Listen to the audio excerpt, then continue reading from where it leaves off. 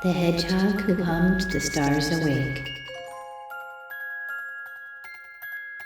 In the heart of the whispering wood, where the trees stood tall like old protectors, and the night air carried the hush of secrets, lived a very small hedgehog named Pib. Pib was quiet. He liked the sound of leaves brushing together, the hush of nighttime breezes, and the stories told by fireflies. But more than anything, he liked to watch. Each year, when the moon climbed highest in the sky, the animals of the forest gathered for a special event, the midnight parade. The foxes wore glowing scarves spun from moonlight.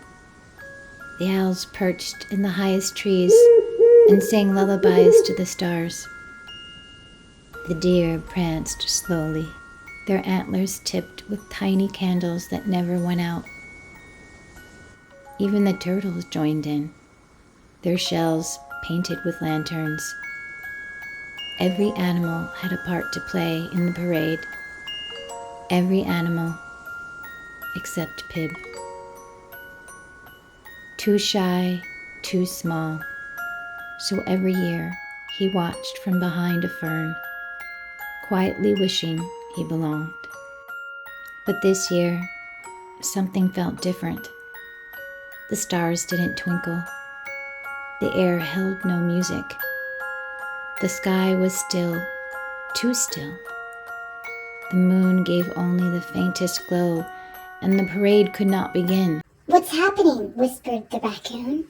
The stars, said a tiny voice. They've forgotten how to shine. From the branches above, a moon moth named Mira drifted down. Her wings sparkled like fallen stardust. They need to remember, she said gently, but not with noise, not with light, with something smaller, something true. The lion roared. The squirrels danced in spirals. The frogs made perfect, ribbiting rhythms. But nothing worked. Then, quiet as a whisper, Pib stepped forward. "I have a song," he said. The forest paused. No wind, no hoot, no snap of twig. Pib closed his eyes and hummed. A melody no one has heard before, simple, soft, like the hush before dawn. The moss began to glow, the trees leaned in, and one by one, the stars began to sparkle again. The candles flickered to life. The foxes twirled with silver trails. The owls began to sing, and at the very front of it all was Pib. He walked slowly, bells tied around his little feet, humming his song, and every animal followed, their lights joining his.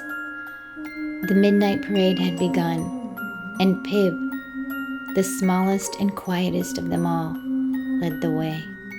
When the music faded and the animals returned to their nests and burrows, Mira landed softly on Pib's shoulder. "You didn't have to be loud," she whispered. "You just had to be you." And Pib smiled.